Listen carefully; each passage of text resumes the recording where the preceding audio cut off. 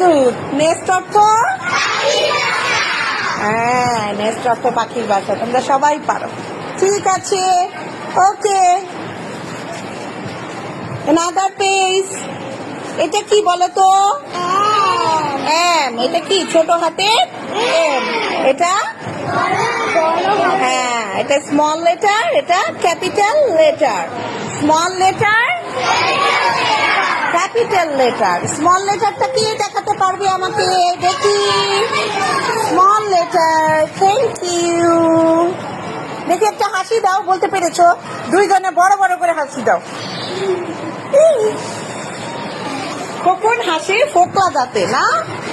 সবাই চাঁদ হাসে তার সাথে সাথে। আজিমের দাঁতই খুলে পড়ে যাবে, এত হাসতে পারে আজিম।